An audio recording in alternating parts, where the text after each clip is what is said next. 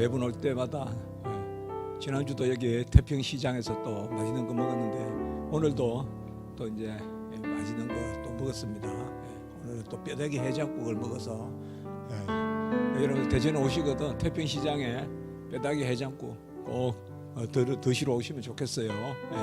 하여튼 뭐 저는 또 모든 게 다 맛있어서 잘 먹는데 여러분 취향은 어떤지 모르겠습니다만은 하여튼 너무 감사하고 저는 뭐 일부러 여행도 다니는데 이렇게 하나님이 기회를 주셔서 일주일에 한 번씩 불가항력적인 은혜로 기차를 안 탈 수 없게 하나님이 만드셔서 제가 유학할 때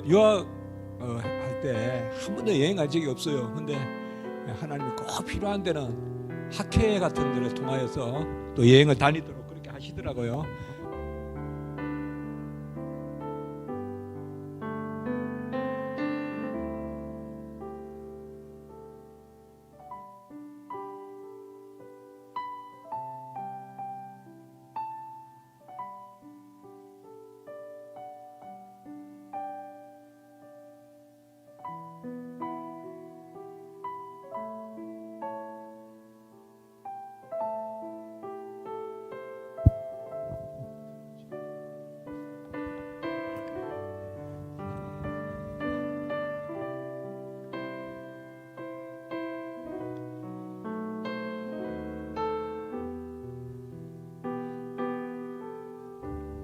우리가 배울 때는 좀 불언천리하는 그런 또 말이 있잖아요. 천리도 멀다 하지 않고 가서 배운다 그런 이제 또 말이 있는데 가르치는 것도 그런 부분이 있는 것 같아요. 우리 주님께서도 저 수가성까지 가서 또 가르치시고 사마리아 여인에게도 가르치시고 이렇게 하셨는데 하여튼 오늘이 이제 벌써 중반부에 이렇게 접어들었습니다.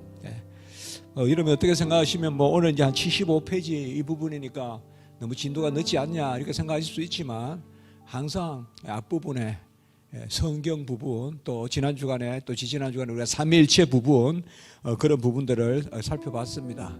그래서 너무 뭐 신학적인 이야기 이런 것은 우리가 신앙 고백서를 지금 우리가 배우고 있으므로 그런 영역에서 제가 고려해서 말씀을 드리지만 그렇다고 해서 뭐 진리가 좀 떨어지거나 빠지거나 뭐 모자라거나 그런 부분은 아닙니다. 그래서 제가 이렇게 이 글을 썼지만 저도 이렇게 읽으면서 은혜가 돼요. 그러니까 기독신문에 제가 매주 연재했던 그렇게 글 쓰는 게 상당히 귀하거든요. 그래서 33주간 그렇게 글을 썼는데요. 전면에 그렇게 내고 또 매주 성경 말씀 계속 살펴보고 그래서 여러분들께서도 그렇게 좀 편안하게 교재 이거를 쭉쭉 몇 차례 읽으시면 뭔가 좀 새겨지는 것들이 있지 않을까 이제 이렇게 생각이 듭니다. 자, 우리가 전체적으로 하나님께서 어떤 분이신가 속성을 먼저 말씀하시고 여기 신앙 고백하고 그리고 이제 그분이 삼위일체 하나님이시다. 그리고 창조주 하나님이시다. 그리고 섭리주시다.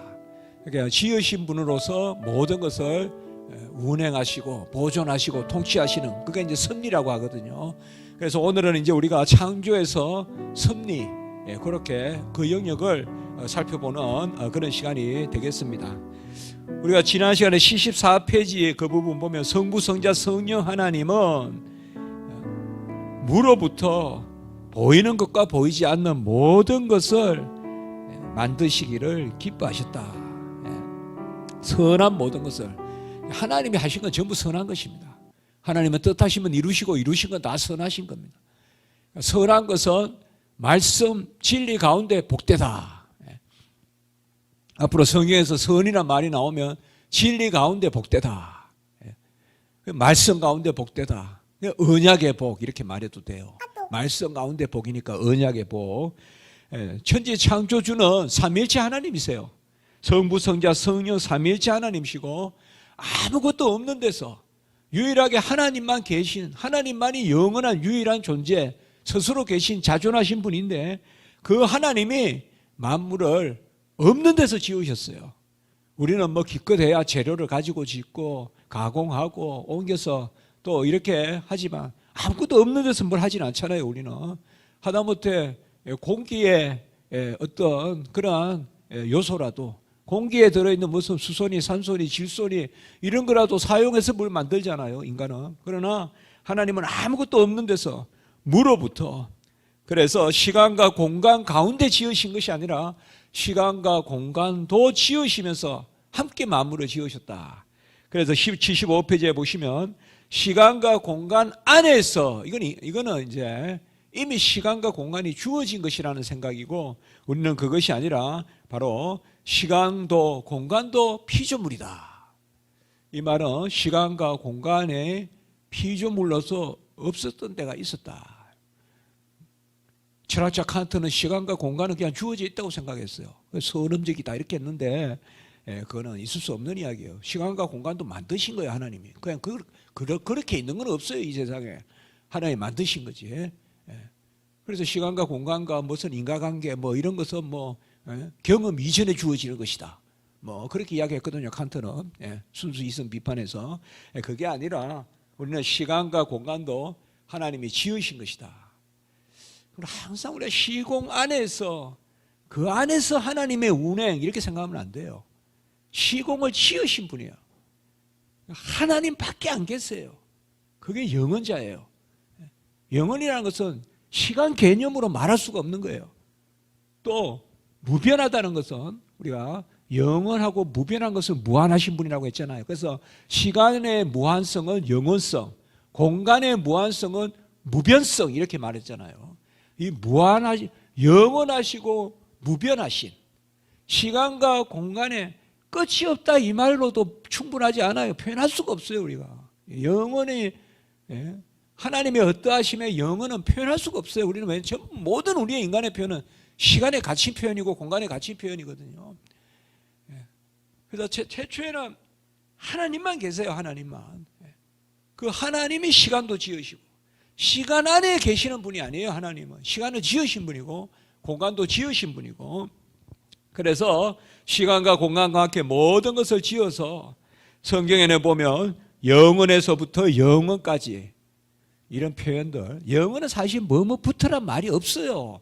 그러나 우리 인간의 표현의 한계상 그렇게 쓸 뿐이고, 창세 전이다. 창세가 시간의 창조가 창세거든요.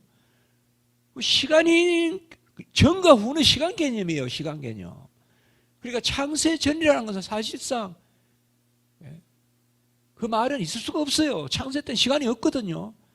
그러면 우리가 어떻게 생각하는가 하면, 시간을 짓는 그 사건, 그게 있기 전이란 말 쓸 수가 없어요, 그냥. 그러니까 하나님은 모든 말씀을 우리에게 맞추어서 써주시는 거예요. 맞추어서 써주시는 건데, 그 가운데서 우리는 하나님의 어떠하신가 이런 것을 정확하게 고백해야 되는데, 사실 그런 면에서 영원하다라는 것은 하나님이 영원하시다.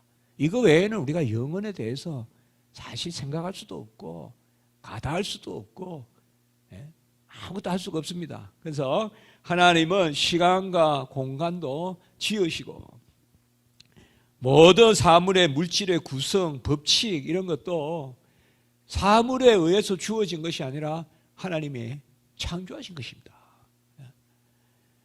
우리가 과학정신이다 이것은, 하나님은 만물을 지으셨대. 만물의 자연 운행으로 법칙이 생긴다 이렇게 보는데, 그래서 모든 만물에, 우리가 자연이라고 배우잖아요. 요새도 자연이라고 합니까? 옛날에 보면 자연 이렇게 하잖아요.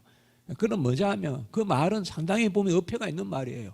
자연이란 말은 그야말로 모든 물질이 스스로의 법칙으로 또 스스로의 질서로 움직인다는 거거든요. 그러나 우리는 그게 아닙니다. 하나님은 법칙도 지으셨고 만물도 지으셨고 모든 인과관계도 지으셨고 그렇습니다. 그러니까 무엇 하나 자연으로부터 나온 것은 없습니다. 피조물로부터 나온 것은 하나밖에 없습니다. 죄밖에 없습니다. 죄밖에 없어요. 모든 것은 하나님이 지으신 거예요. 모든 것을 하나님이 지으시고, 시간과 공간과 물질의 구성과 법칙과 이런 것들이 전부 하나님이 지어요.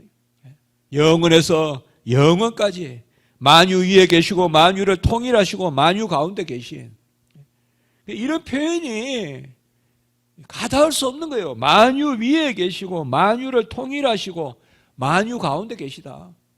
우리는 뭐 위에 있든지 안에 있든지 뭐 이렇지. 안에 계시고 위에 계시고 만유 가운데 계시다. 이거는 내재하신다는 거고, 만유 위에 계신다는 것은 초월하신다는 거예요. 하나님은 초월 주시자 내재 주세요. 이게 벌써 우리가 가다할 수 없는 거예요. 안에만 있든지 바깥에만 있든지 하잖아요, 우리는. 지금 이 건물 안에 있잖아요, 저는. 근데 문병호 목사가 건물 안에도 있고 건물 바깥에도 있고 말이 안 되잖아요. 그러나 하나님은 만유 안에 계시고 만유 위에 계시고 만유의 하나님이시고 만유의 만유시고, 이런 모든 표현들은 달리 말하면 우리가 입을 닫을 수밖에 없는 거예요. 말할 수가 없는 거예요. 욥기에 나오듯이 우리는 그저 입을 닫습니다. 입을 말할 수가 없다. 하나님의 어떠하심에 대해서는. 그래서 하나님은 무엇이 있는 데서 무엇을 가지고 무엇을 만드신 것이 아니라 아무것도 없는데 만드신 거예요. 그러면 하나님의 일부다. 하나님의 일부는 또 아니에요. 이게 우리가 창조의 비밀이라고 하는 거예요. 하나님만 계신데 그 하나님이 만물을 지었다 이러니까 철학자들은 만물은 하나님의 일부라고 생각하는 거예요. 그 범신론이라고 하는 거예요. 하나님으로부터 흘러나왔다. 유출설이라고 하는 거예요. 이거 다 철학자들의 생각이에요. 철학자들은 신이 존재하고 신이 지었으면 신의 지음을 받은 것은 신의 일부다. 이렇게 생각하는 거예요. 그래서 무슨 플라톤 같은 사람은 뭐 이데아가 만물의 어떤 질서다. 공유되어 있다. 뭐 이런 온갖 것들이 다 그 발상이거든요. 그러나 우리 기독교의 우리의 성경의 진리는 하나님은 스스로 계신 분이고 만물은 하나님이 지으신 것이고 그 만물은 하나님의 일부가 아니에요. 하나님의 어떠하심을 드러내는 영광의 도구, 일반 계시 물일지언정 하나님의 일부는 아니에요. 그래서 로마서 1장 20절에 능력과 신성이, 하나님의 능력과 신성이 만물에 밝히 드러나 알려져 있는 거지, 만물 안에 하나님의 능력과 신성이 있는 것은 아니에요. 무슨 바위 안에도 신성이 있고 무슨 나무 안에도 있고 그런 것은 생기가 있고 무슨 그리고 우리가 물활론이라고도 하고 범신론이라고도 하고 그것은 아닙니다. 그래서 사실 이게 상당히 중요한 이야기예요. 우리가 창조론, 뭐 진화론 이런 이야기들 하는데요. 진화라는 개념은 전부 다 흘러나온다는 개념 아니에요. 그리고 A가 B로 변한다는 거 아니에요. 그거는 절대 창조를 말할 수가 없죠. 그러나 하나님은 하나님만이 영원한 존재세요. 영원한 존재는 하나님만 계세요. 우리는 시작이 있어요. 물론 우리는 끝은 없어요. 왜요? 영혼을 불멸하게 지으셨어요, 하나님이. 그러나 시작은 있어요, 우리는. 그런 면에서 우리는 영원자가 아니에요. 시작이라는 측면에서는 영원자가 아니에요, 우리는. 그러나 하나님은 시작도 없고 끝도 없어요. 처음도 없고 나중도 없어요. 그러니까 역으로 말하면 처음이자 나중이고 시작이자 끝이고 알파요 오메가요. 이게 하나님이시거든요. 그래서 우리가 이런 부분에 대해서 계속 묵상을 했습니다. 그래서 이미 나누었고 하나님의 어떠하심에, 그래서 하나님은 무로부터 창조하시고 창조는 다른 은인도 없고 조건도 없어요. 역시 하나님의 기뻐하심에 따라. 왜 만물을 지으셨냐? 기뻐하심에 따라, 원하심에 따라, 뜻하심에 따라. 그 세 단어 이야기했죠. 이게 뭐다? 무조건성이다. 무조건적 창조입니다. 무조건적 창조예요. 우리 편에 어떤 필연성이 없어요. 우리가 보기에 하나님 창조하셔야 돼서 하셨다 이렇게 말할 수 없다는 거예요. 기억나십니까? 이런 것을 비필연적 창조다 또 이런 말도 했죠. 모든 것이 인간 편에서의 필연성은 없다 이게 하나님은. 하나님은 스스로 자기 안에 필연성을 가지고 계신다. 그걸 우리가 내신적 필연성이다 이런 말 씁니다. 이런 뭐 전문 용어라고 생각하지 말고 하나님은 자기 내적으로 하나님 자신 내적의 필연성은 있어요. 그러나 우리 인간이 생각하는 그런 필연성은 하나님이 얽매이지 않아요. 하나님 저렇게 착한데 왜 구원 못 받습니까? 하나님 저렇게 착한 사람들에게 왜 흉년이 옵니까? 왜 하나님 저렇게 악한 사람들에게는 저 석유가 많이 나게 하십니까? 이런 우리의 필연성을 가지고 하나님께 말할 수가 없어요. 모든 것은 창조든 계시든 구원이든 모든 것은 비필연적이에요. 비필연적이다.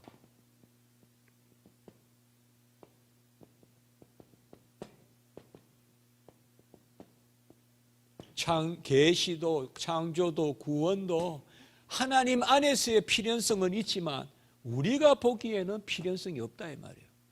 우리가 보통 필연적이다 이 말은 인과관계를 이야기하잖아요. 그러니까 우리 편의 필연성을 가지고 하나님 앞에 나가려는 그 입을 닫으라. 그게 욕기예요. 더 이상 할 말이 없는 거예요. 왜요? 내가 만물을 지을 때 네가 어디 있었냐? 바다에서 물이 나와서 바다가 차고 다시 물이 닫힌 걸 네가 본 적이 있냐? 타조가 알을 낳을 때 너 본 적이 있냐? 우리로 말하면 저 대둔산에 진달래가 지금 하나 폈다 지는 것을 네가 아냐? 그 섭리를 네가 아냐? 그럼 우리가 입을 다무는 거죠. 그러나 하나님은 그 꽃 하나도 그냥 피고 그냥 지게 안 하신다. 하늘에 딱 구름대까지 날아가는 그런 새가 한 마리 수명이 다해서 떨어져서 인간이 모르는 어느 구석에 떨어져 죽어있는 그 섭리를 네가 아느냐? 어디서 감히 하나님 앞에 이래야 됩니까? 저래야 됩니까? 그 인간의 필연성을 가지고 나타나서 말하느냐? 결국 입을 닫느냐? 이때까지는 귀로만 들었사오니 눈으로 보면 이제 주를 배웠나이다. 뭐 이런 개념들이 이성으로만 봤다가 신앙으로 본다. 그냥 지금 사실 우리의 신앙의 세계는 이 영역이에요. 무슨 창조론이다 이렇게 하지 말고 우리가 지금 배우고 성경이 우리에게 가르쳐 주는 거. 하나님은 모든 것을 지어치고 그분만이 영원하시고. 그래 여기 보시면 어떤 인과관계나 논법으로 창조에 대해서 항변할 수 없다. 이제는 하나님 앞에 너무 막 따지는 기도는 안 하시면 좋다. 그게 너무 저는 하나님께 뭐 조르면 준다, 때렸으면 준다. 그것도 조금은 우리가 넘어서야 된다. 그리 아니하실지라도의 신앙을 가져야 된다. 그리 아니하실지라도 자꾸 하나님 편으로 끌려가는. 그래야 내가 복된 거예요. 내 편으로 하나님을 끌고 와서 복될 게 뭐가 있냐 이 말. 하나님 편으로 자꾸 끌려가는. 우리 생각에서 나오는 모든 말은 그저 무지하며 창조의 이치를 가릴 뿐이다. 욥기 42장 3절이죠. 뭐 이런 말씀을 우리가 같이 읽어보면 좋겠지만 나중에 여러분들 한번 보시면 좋겠어요. 하나님은 있는 것을 없는 것 같이 여기시고 없는 것을 들어서 있는 것을 폐하신다. 미련을 들어서 지혜를 부끄럽게 하고 약한 것을 들어 강한 것을 부끄럽게 하고 없는 것을 들어 있는 것을 폐하시고 이런 것들이 다 그것입니다. 창조라는 것은 완전 무로부터의 창조입니다. 하나님만 계십니다. 하나님만 계신데 말씀이시고 하나님만 계신데 생명이시고 하나님만 계신데 빛이시고 그게 삼위일체 하나님이십니다. 하나님은 한 존재시지만 하나님은 한 존재이시지만 자신이 자신에게 말씀이시고 그게 삼위일체입니다. 자신이 자신에게 뜻이시고 자신이 자신에게 빛이시고 자신이 자신에게 생명이고 그래서 창세전에 생명이 있었습니다. 그 생명이 말씀이고 그 말씀이 빛이고 그 빛이 육신이 돼서 요한복음 1장 4절이죠. 그래서 이것은 여기에서 철학과 우리 기독교 진리가 딱 나눠지는 지점이 여기 있는 거예요. 여기에 있는 거예요. 이 지점에. 만물은 하나님의 기뻐하시는 뜻에 따라 이것이 뭐냐? 비필연적이다면 하나님은 그저 기뻐하심, 원하심, 뜻하심 그런 거 말씀했지 않습니까? 하나님의 기뻐하심, 원하심, 뜻하심 성경의 이 세 단어는 무조건성을 이야기한다. 이게 무조건이다. 왜 창조하셨느냐? 기뻐하셨어. 왜 창조하셨느냐? 원하셨어. 왜 창조하셨느냐? 뜻하셨어. 이게 무조건성이에요. 무슨 인과관계가 없습니다. 원하셔서 뜻하셔서 기뻐하셔서 만물을 지으시고 자신을 알리시고 구원하시고 크게 이 세 가지거든요. 계시, 창조, 구원 이게 큰 세 영역이거든요. 하나님이 하시는 일에 참 여기 성경 구절 보시면 여기에 제가 갈로갈로 넣었지만 만물은 하나님의 기뻐하시는 뜻에 따라 지음을 받았고 모든 것이 하나님의 보시기에 심히 좋았고 하나님은 보기 심히 좋았어요. 사람만 심히 좋았다는 게 아니에요. 다 보기 좋았어요. 하나님 심히 보기 좋았어요. 하나님은 쓰임에 적당하게 지으셨고 잠은 만물의 창조는 하나님의 영광을 위한 것이고 모든 것이 하나님의 말씀으로 지어졌고 달리 말하면 만물은 하나님의 말씀을 드러내죠. 그게 질서죠. 그게 만물의 질서예요. 그래서 만물을 통하여서 사시사철의 운행을 통하여서 만물의 질서를 통하여서 우리는 뭘 알 수 있느냐? 하나님을 알 수 있는 거죠. 그 만물이 하나님이라는 게 아니라 만물이 하나님의 영광을 드러내는 거죠. 그걸 우리가 일반 계시 물이라고 한다 그랬죠. 일반 계시 만물이 하나님을 아는 지식. 그럼 구원의 지식은 아니면서 창조의 지식이면서 하나님을 드러내는 만물이 주에게서 나오고 주로 말미암고 주에게로 돌아감이라 영광이 세세에 그에게 있을지라. 이런 것도 창조주 하나님에 대한 노래죠. 만물이 주에게서 주로 말미암고 주에게로 돌아간다. 주에게로 돌아간다 이 말은 주를 위하여 있다는 말과 똑같아요. 골로새서 1장 16절에 똑같은 전치사예요. 주에게로 돌아간다라고 해도 되고 주를 위하여 있다고 돼요. 똑같아요. 전치사 에이스라고 하는데 헬라어로 영어로는 into예요. into. 그러니까 뭐뭐로 돌아간다고 해도 되고 뭐뭐를 위하여도 돼요. 골로새서 1장 16절에는 뭐요? 만물이 그에게서 그로 말미암고 그를 위하여 있다. 그를 위하여가 골로새서 1장 16절에 그를 위하여가 로마서 11장 36절에는 그에게로 돌아간다라고 번역되어 있는 같은 단어인데 전치사는 같아요. 전치사는 우리가 다 은혜가 되죠. 그에게서 나왔으니까 그에게로 돌아간다는 말은 뭘까요? 그저 막 만물은 그냥 하나님의 뜻에 따라 하나님께 봉사한다 그 정도일까요? 아니죠. 하나님께 돌아가는 것이 가장 복되다는 거죠. 지으신 분의 아까 있잖아요. 쓰임에 적당하게 지으셨다 했잖아요. 이 쓰임은 누가 압니까? 지은 분이 알죠. 안 그렇습니까? 우리가 삽을 짓죠. 우리가 삽을 만들죠. 낫을 만들죠. 만든 사람이 용도를 알죠. 그러니까 우리도 우리 스스로 내가 내 스스로 판단하고 교만하고 아니면 좌절하고 아니면 자살도 하고 이런 것들은 내가 나의 쓰임을 헤아리는 거죠. 그러나 하나님이 나를 지으셨고 하나님이 나를 이 땅에 주셨고 그러면 내가 나의 것이 아니라는 거죠. 내 자식도 나의 것이 아니라는 거죠. 하나님이 나를 지으셨다는 거죠. 그러면 나는 궁극적으로 하나님께 돌아갈 존재라는 거죠. 하나님이 나를 만드셨고 조성하셨고 모태에서 나를 조성하셨고 만물이 그에게서 그로 말미암고 그에게로 돌아간다면 우리는 오히려 불만이 있는 게 아니라 의지가 있고 확신이 있고 감사가 있고 영광이 있고 나를 지으신 분이 하나님이시오. 그가 나를 자신의 뜻대로 사용하시고 끝내 자신의 품으로 나를 돌이키시고 그 마지막에 안으시고 그런 생각을 하겠죠. 그러니까 만물의 끝이 인간에게 돌아가는 열심히 일을 해서 마지막에 그냥 인간의 곳간에 넣어놓고 가져가지도 못하고 뭐 그냥 썩어버리는 그런 거 있잖아요. 그런 모습들. 그러니까 재물을 땅에 쌓아두지 말고 하늘에 쌓으라고 하는 거잖아요. 우리 주님께서. 그런 것이 바로 이 부분입니다. 하나님이 창조주라는 걸 아멘 하니까 그분이 가장 나의 용도로 잘하신다. 주여 나를 주의 도구로 쓰시옵소서. 그거는 뭐 그저 뭐 내가 그냥 선심을 쓰는 게 아니라 그게 가장 나의 나다운 삶을 살 수 있으니까. 여기서 특별히 내 자신의 존재뿐만 아니라 아까도 했죠. 어떤 사물만 지으신 게 아니라 법칙도 지으시고 용도도 지으시고 모든 것을 하나님 다 지으셨다. 그렇게 생각하셔야 됩니다. 그게 바로 창조의 의미인 겁니다. 그게 만물이 그에게서 그로 말미암고 그에게서는 그가 창조주고 그로 말미암는다는 말은 모든 질서가 그의 생각에 있다는 거예요. 그게 그로 말미암다는 뜻이에요. 모든 질서가 그에게 있다. 예?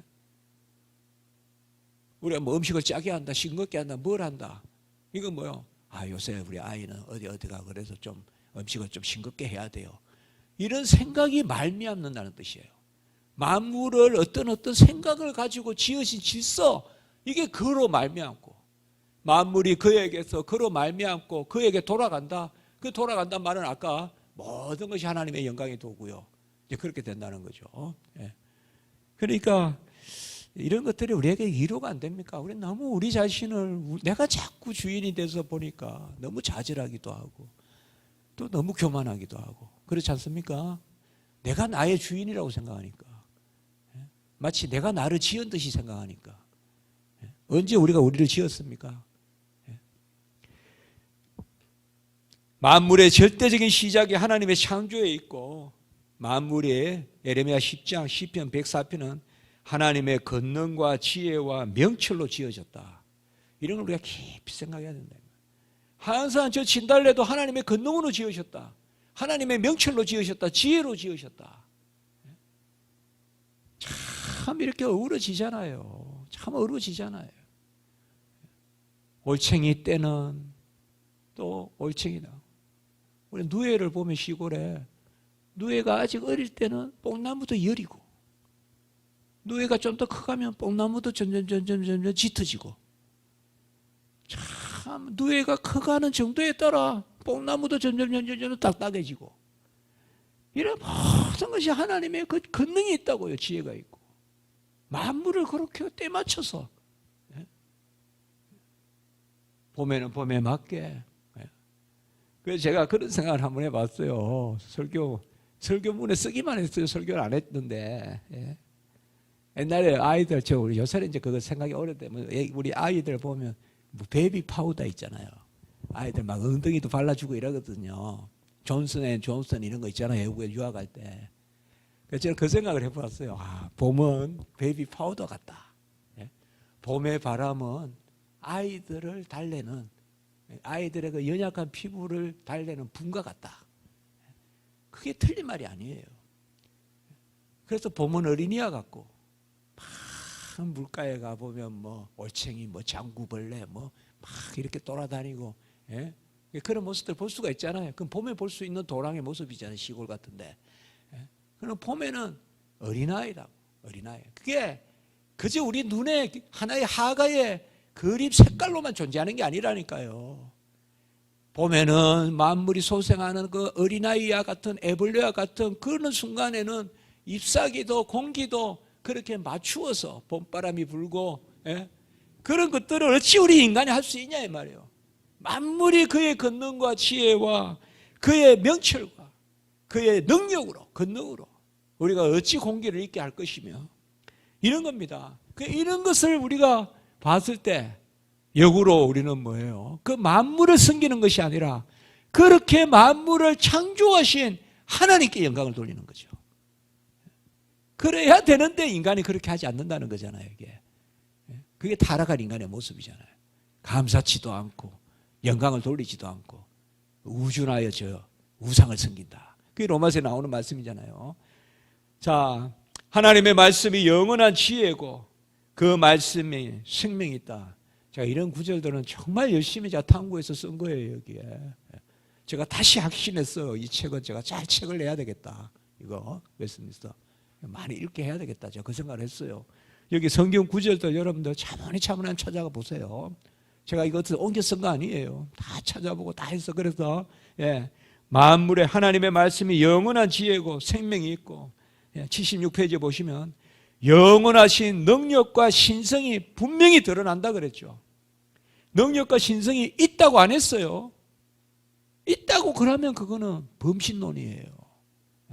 하나님의 능력과 신성이 돌 안에 있다, 꽃 안에 있다, 무슨 진달래 안에 있다, 무슨 노루 안에 있다, 토끼 안에 있다, 아니면 인간 안에 있다, 그거는 전부 다 범신론이에요. 그래 이방인이에요. 이방신간이고, 우리는 만물이 영원하신 능력과 신성을, 여러분 로마서 1장 20절 한번 볼까요? 그래도 확실하게 이게 너무나 중요한 구절이거든요. 로마서 1장 20절. 뭐 성경 다 중요하지만 1장 20절. 예. 창세로부터 그의 보이지 아니하는 것들, 곧 그의 영원하신 능력과 신성이 그가 만드신 만물에 분명히 보여 알려졌나니. 이게 일반 계시거든요. 이게 일반 계시거든요. 알려졌다는 거예요. 이 말은 개나리를 보면 분명히 보인다는 거예요. 하나님이. 그 능력과 신성이 만드신 만물에 분명히 보여 알려졌나니. 그런데 21절은 아주 새드 스토리가 나오죠. 슬픈 이야기가 나오죠. 하나님을 그렇게 해서 안다고 하면서도 영화롭게도 아니하고 감사치도 아니하고 오히려 생각이 허망하여져서 마음이 미련한 마음이 어두워지고 스스로 지혜 있다 하나 어리석게 되어 썩어지지 아니하는 하나님의 영광을 썩어질 사람과 새와 짐승과 기어다니는 동물 모양의 우상으로 바꾸느니라. 만물이 아름다우면 만물을 지으신 하나님을 찬송해야 되는데 만물을 섬기고 있다 이 말이에요. 이게 바로 이 말씀이에요. 이게. 그러니까 하나님을 모르는 자는 전부 다 이것을 하고 있는 거예요. 이 봄날 막 풍어에 또 고기를 많이 주면 고기 했다고 때 물고기를 섬기고 말이에요. 무슨 뭐 해신제니 뭐 있잖아요. 쭉 하잖아요. 지신제니 뭐 천신제니. 왜 천지해를 섬겨요? 하나님을 섬겨야지. 천지를 지으신 분에게 영광을 돌려야지. 왜 천신제를 지내고 지신제를 지내고 해신제를 지내고 뭐 세상이 그렇게 합니까? 성경은 정확하게 말하고 있잖아요. 여기도 사실 하나님의 속성이 드러나 있거든요. 그의 능력과 신성, 스스로 계신 분, 만드신 분. 신성은 조물성이라고 했잖아요. 나머지는 다 피조물이다. 저번에 우리 계속 이야기했잖아요. 물이다. 물을 섬기지 말고 하나님께 영광을 돌리라. 그것을 우리에게 이야기하고 있습니다. 우리가 거듭나지 않았으면 그런 허망함에 빠져서 살았을 것입니다. 그런 허망함에 빠져서 무슨 바위 앞에 빌고 말이죠. 나무가 조금만 오래돼가지고 좀 이상하게 생긴 괴목 앞에 가면 뭔가 거기가 뭔가 있는 것 같이 느껴져서 뭐 그 앞에 또 막 새끼를 치고 막 온갖 것 가서 계절마다 가서 떡을 해가지고 하얀 떡을 그 앞에 갖다 놓고 그런 것들 볼 수 있잖아요. 시골이나 이런 데서. 결국 인간이 타락함으로 피조물도 허무한 데 굴복하고 로마서 8장에 나옵니다. 이게 탄식하며 고통을 겪고 썩어짐의 종로를 하게 되었다. 이 말이 어렵습니까? 그럼 제가 쉽게 한번 이야기해 볼까요? 모든 만물은 인간을 지으려고 지으신 거거든요. 하나님이. 여러분 우리가 아이 낳으려고 먼저 모든 것을 무슨 베네치올이나 무슨 뭐 옛날에는 기저귀 청 같은 것도 다 먼저 이렇게 끊어 놓잖아요. 아이 낳기 전에. 그게 6일간의 창조예요. 6일간의 창조는 인간 지으려고 준비하신 거예요. 인간 지으려고. 어떻게 보면 하나님의 창조의 목적은 인간 창조라고 해도 돼요, 여러분들. 집에 아이 낳는 목적으로 나머지 준비하듯이 말이죠.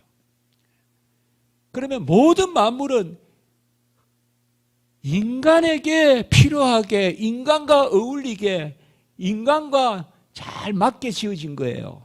만물은. 예쁜 옷을 아주 예쁜 아이를 위해서 만들어 놓은 것 같이 말이죠. 그런데 인간이 타락해서 괴물이 돼버렸어요. 그러면 그 예쁜 옷이 아이에게 어울리겠습니까? 타락을 했어요.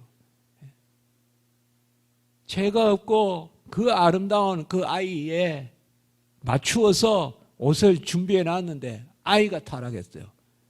그러면 뭐요? 예쁜 옷이 아무 필요가 없겠죠. 우리가 간혹 보면 예쁜 옷을 해놨는데 막 더럽고 이러면 그 옷을 입으가 평안합니까? 그게 바로 피조물이 허무한 데 굴복한다는 거예요. 모든 만물이 인간의 그 선하고 거룩하고 하나님과 함께하는 하나님의 형상을 한 인간의 어떠함에 맞추어서 인간에게 봉사하라고 하나님이 지으시는데 인간이 타락해서 괴물이 돼버렸으니 피조물이 제정신이겠냐 이 말이에요. 안 맞다 이거죠.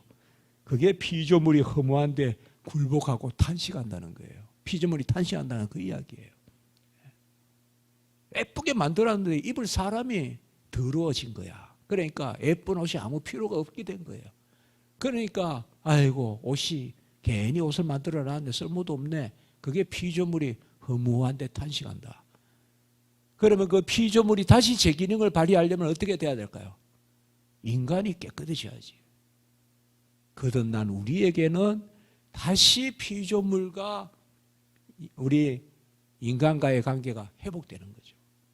이 땅에서는 아직 불완전하지만 이 땅에서 회복이 시작되고 마지막 때 우리 구원도 완성되고 완전하게 되고 그때 피조물도 완성되죠.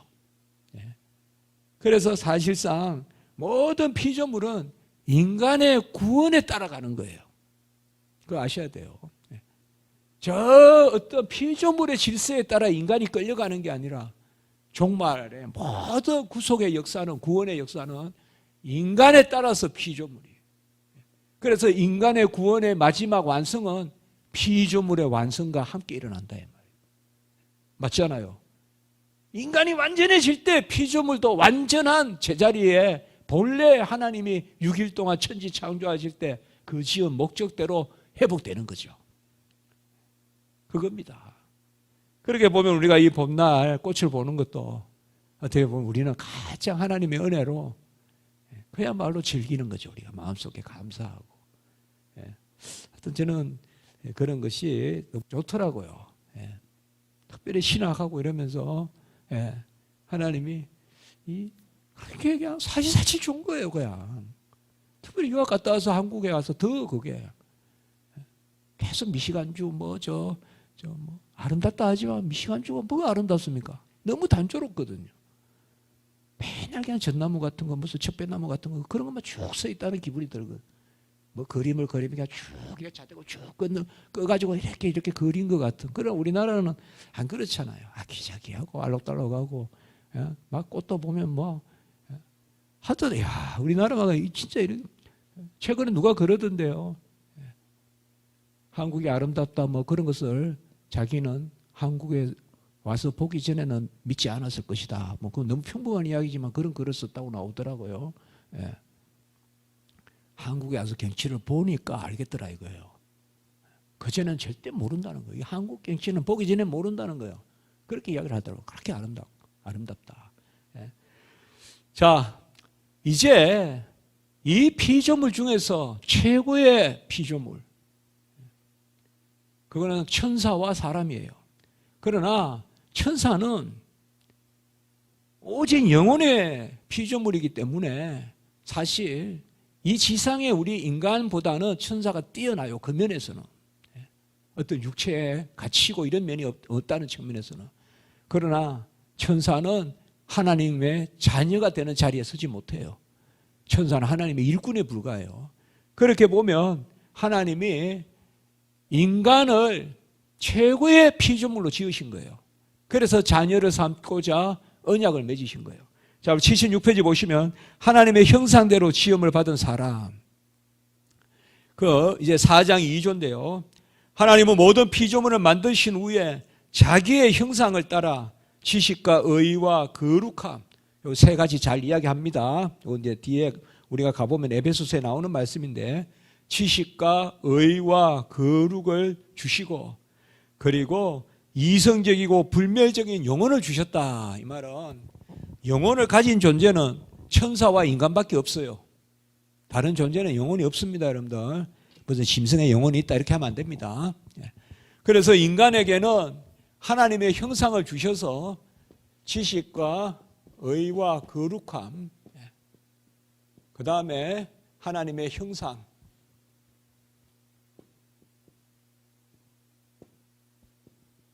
하나님의 형상은 인격체로 일단 만들었다.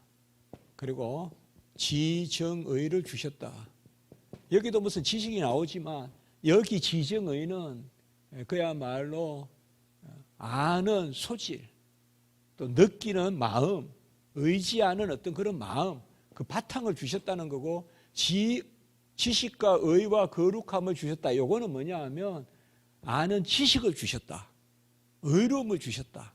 거룩함을 주셨다는 거예요. 그러니까 태초의 인류에게 하나님이 알고 느끼고 뜻하게 하셨고, 요거는 인격체로 지으셨고, 그다가 본래 인간에게 타락 전에는 하나님을 아는 지식도 주시고 의로움도 주시고 거룩함도 주셨다.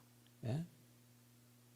그래서 이것을 우리가 원래적인 의다라는 말을 쓰기도 해요. 자, 그건 여기는 제가 쓰지 않을게요. 일단 거기 좀 보겠습니다. 처음에 인류에게 하나님은 하나님의 형상대로 인간을 지으셔서 하나님의 형상에는 바로 영혼이 하나님의 형상의 주요한 자리예요. 영혼을 우리에게 주셨어요. 영혼을. 그런데 우리 인간은 영혼과 함께 육체도 주셨죠. 영혼과 육체로 지음을 받게 하셨고, 천사는 영혼으로만 지었어요. 천사는. 그런데 아까 말씀을 드린 것 같이 하나님은 인간하고만 언약을 맺으셔서 영생을 주시고자 하셨고, 영생은 하나님의 자녀됨이에요. 이거는 이제 언약 때 좀 더 이야기할게요. 일단 이 책에서 한번 보겠습니다. 자, 거기 76페이지에 지식과 의와 거룩함이 부여되었고, 이런 거 우리가 좀 기억하면 좋습니다. 지식, 의, 거룩함. 제가 밑에서 좀 더 설명할게요. 여기 큰 이야기만 하고요. 그 다음에 그 셋째 줄에 이성적이고 불멸적인 영혼을 주셨다. 당연히 우리는 영혼 불멸입니다. 영혼은 멸해지지 않습니다. 영혼은 시작은 있습니다. 영혼 창조설입니다. 각각의 인간에게 영혼을 지어서 주신 것입니다. 우리에게. 우리 영혼은 어디서 옮겨다 준 게 아닙니다. 말할 나이도 없습니다. 무슨 윤회인이 영혼은 인간이 지원받기 전에 어디 떠돌아다니다가 육체 속으로 들어왔니? 이런 건 없습니다.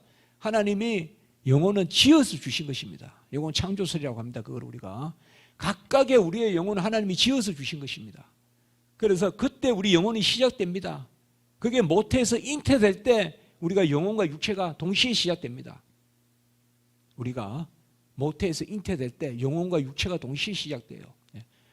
그리고 죽으면 영혼과 육체가 분리되는데 영혼은 계속 불멸합니다. 육체는 일시적으로 떨어집니다. 그게 우리가 죽고 부활할 때까지의 상태입니다. 그 중간 상태라고 합니다. 그게 천당이라고 하는 겁니다. 우리가 죽어서 천당 간다는 게 그겁니다. 그럼 영혼으로만 삽니다. 천당에서. 그때 육체는 내게 아닙니다. 그때 영혼으로만 제가 삽니다. 그러다가 예수님 마지막 오실 때, 부활하실 때 영혼과 육체가 다시 결합합니다. 그게 부활이라고 하는 겁니다. 자, 일단 그 밑에 말씀해 보시면 그 위에 넷째 줄에 변화에 복종하는 그들 자신의 뜻에 자유에 맡겨져 이반의 가능성이 있었다. 이 말은 의지가 있었기 때문에 인간은 순종할 수도 있었고 불순종할 수도 있었다. 이 말이에요. 이게 자유의지라는 겁니다. 이 의지 아까. 그러면 어떤 사람은 이렇게 이야기하기도 해요. 그럼 처음부터 의지를 주지 말아서 처음부터 그냥 불순종하지 말게 하지 왜 자유의지를 주셨을까? 그거는 맞는 것 같아도 아주 어리석은 질문입니다. 왜요? 하나님은 인격체를 만들어서 인격적인 순종을 받고자 하셨잖아요. 이게 인간을 만드신 목적이에요. 인격적인 순종은 뭐예요? 자기가 결단하여 순종하기를 원하신 거예요. 짐승의 순종이 아니라 봄날에 꽃이 피는 나무와 같은 순종이 아니라 인격적인 순종. 바로 자원적 순종을 받기를 원하신 거예요. 이게 가장 중요한 거예요. 마음과 뜻과 정성과 힘과 생명을 다하여 내 하나님을 사랑하라 하는 이런 개념들이 계속 나오잖아요. 신명기에. 이게 자원적 순종이에요. 잘 생각해 보세요. 하나님이 인간을 왜 지으셨까? 인간을 지으셔서 지정을 주시고 뭘 하셨어요? 언약을 맺으셨죠. 언약은 뭐예요? 순종하며 영생을 주시겠다는 거잖아요. 그럼 여기서 한 가지 중요한 거 알 수가 있죠. 하나님은 순종받기를 원하시죠. 그 순종도 기계적인 순종이 아니라 인격적인 순종, 곧 인간이 판단해서 인간의 뜻대로 의지로 순종하는 걸 원하시죠. 이 인격적 순종이 뭐냐? 바로 자문적 순종이 하나님께 영광을 올리는 성령입니다. 이게 앞으로 하나님께 영광을 올린다는 것은 노래를 한다는 게 아니라 인격적인 순종을 하는 것, 자언적인 순종을 하는 것이 하나님께 영광을 올리는 것입니다.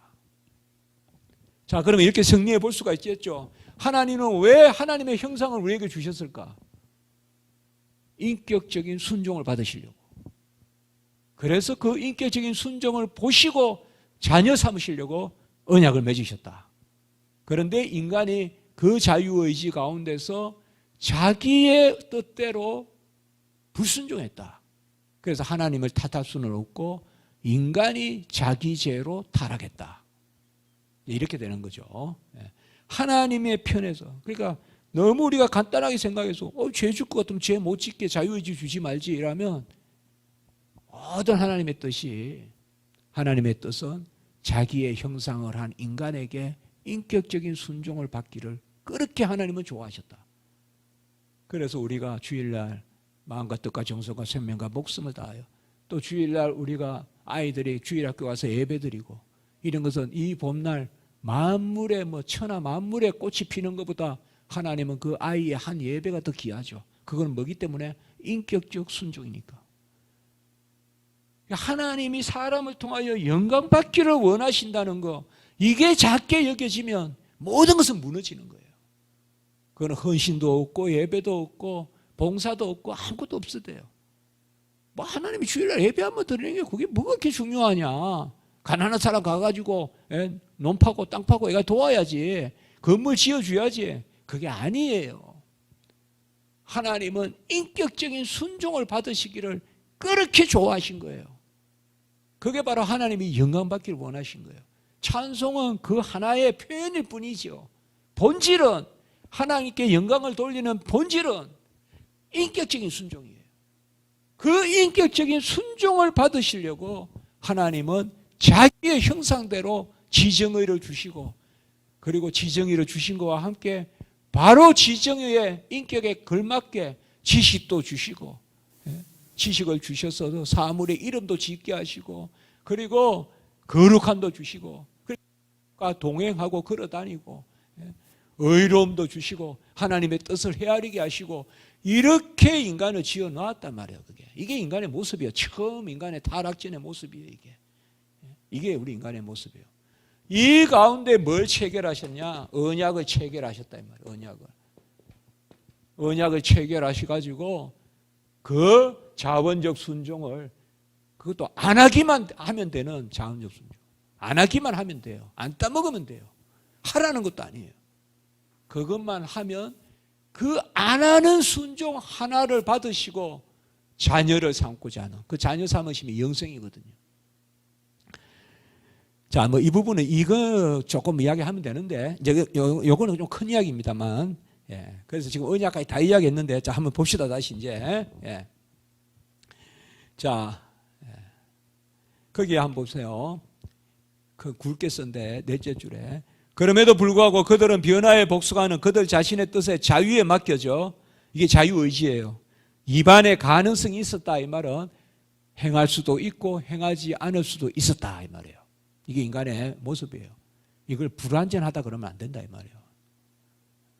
하나님은 인간을 불완전하게 지어서 죄를 지었다. 그거는 절대 안 되는 이야기예요. 그럼 하나님 탓이에요.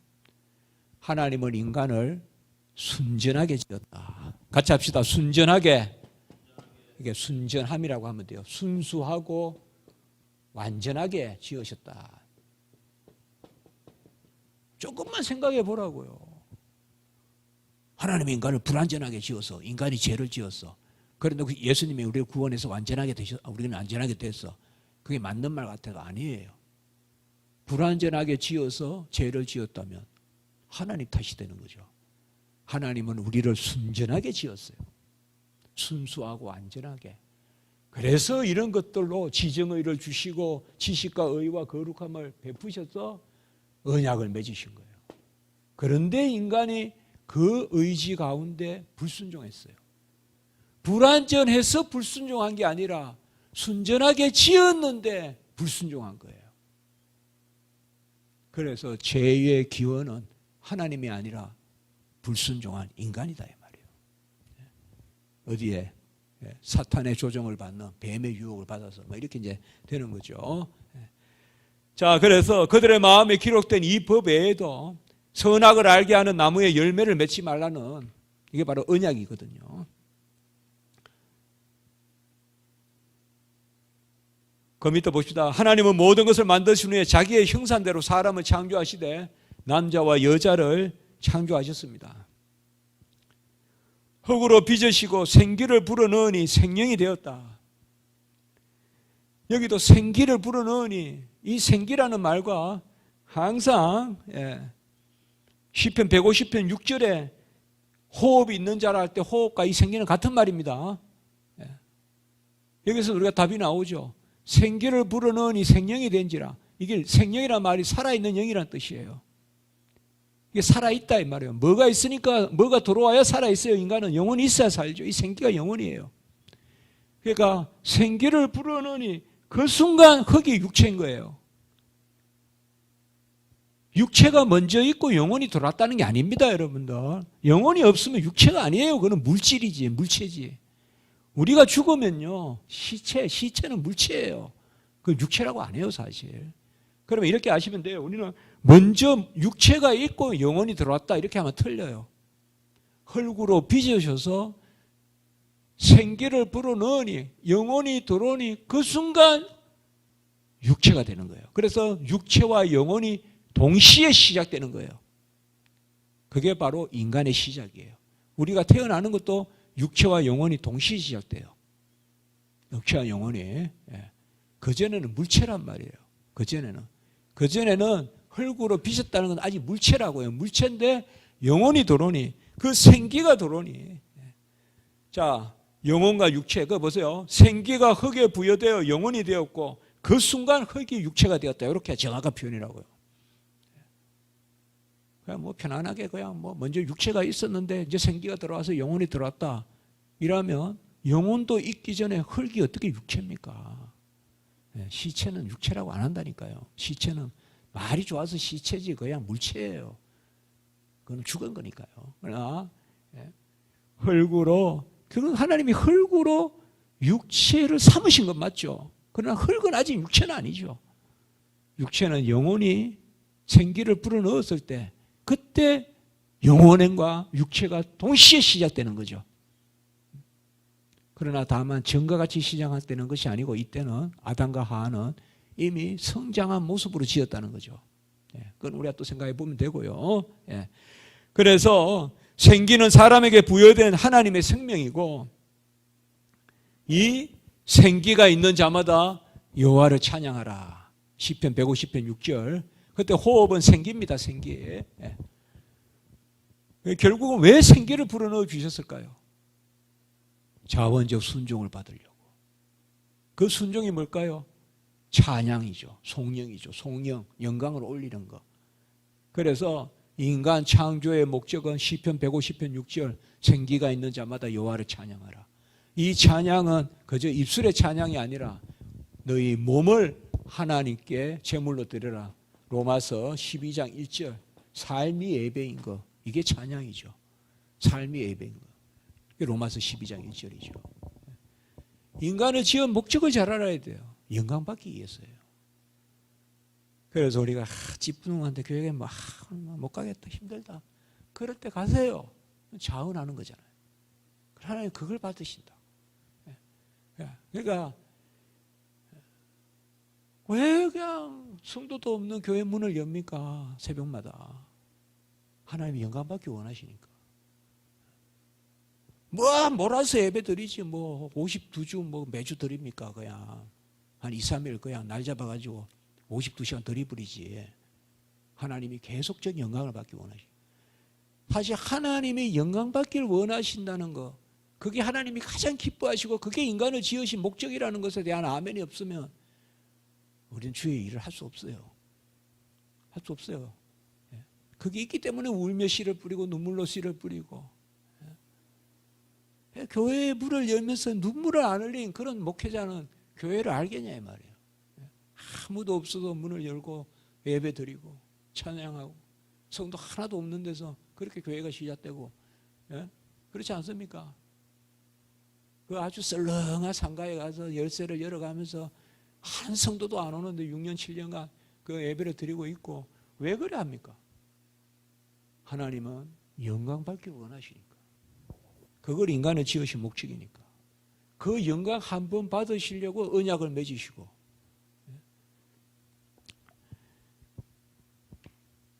자, 77페이지에 영혼과 육체가 인간의 형성이요, 이게 분리되는 것을 우리는 육체적 죽음이라 그래요. 이게 우리가 보통 말하는 죽음이에요. 죽음. 이 땅에서 한 번 죽는 것은 정해진 것이다, 이거죠. 우리가 보통 저 사람 죽었다, 이건 영혼과 육체의 분리를 이야기하는 거예요. 그럼 우리는 뭐예요? 그 영혼이 즉시 우리 천당으로 가죠. 믿지 않는 사람들은 지옥으로 가죠. 그리고 나중에 부활할 때 다시 믿거나 믿지 않거나 다 다시 부활하죠. 그래 마지막 심판을 받죠. 그래서 믿는 자들은 새하늘과 새 땅에 영원 복락을 누리고, 믿지 않는 자들은 다 영원한 형벌을 받죠. 이제 이런 것은 우리가 나중에 더 보게 되겠죠. 자, 이러한 것이 살아있는 영이 생명이다. 77페이지에. 그 둘째 문단, 사람은 영혼과 육체로 시작하고 영혼과 육체가 분리되는 죽음은 영혼으로만 존재하고 부활의 때 영혼과 육체로 다시 존재합니다. 그러니까 죽음은 뭐예요? 그냥 영혼과 육체로 살다가 영혼으로 사는 거, 이렇게 생각하면 돼요. 그저 인격체입니다. 그때도 잠자는 거 아닙니다. 여러분들 천당에서 인격적인 활동을 합니다. 우리 여러분 저와 알 거예요. 우리 서로 알 거예요. 천당에서 그러니까 인격적 활동을 합니다. 영혼과 육체로 살다가 영혼으로만 사는 게 죽음이에요. 그리고 다시 육체를 만나는 게 부활이에요. 그런데 그 영혼이 하나님을 떠난다, 그걸 우리가 영적 사망이라고 그래요. 그게 77페이지의 넷째 줄이죠. 사망에는 세 가지 종류가 있어요. 육체적 사망은 영혼과 육체가 분리되는 거고, 영적 사망은 영혼이 하나님을 떠나는 거고, 죄를 지어서 나무 뒤로 숨는 거, 그게 영적 사망이에요. 벌써. 그리고 수명이 들어왔죠. 아담이 죄를 지어서 이제는 뭐예요? 수명이 들어왔죠. 이제는 연한이. 그게 육체적 사망이에요. 그래서 다시 구원받아서 회복되지 않으면 영원한 형벌에 들어가죠. 그걸 영원한 죽음이라 그래요. 그 세 가지 죽음이 있어요. 그러나 예수를 만나면, 예수를 믿으면 이 세 가지 죽음에서 다 해방돼요. 다 해방돼요. 이 땅에서 죽는 것은 정해진 것이로되 영생을 살고 부활체로서 영화로운 삶을 살기 때문에, 그리고 형벌을 받지 않고 예수님과 함께 영원히 마주 보잖아요.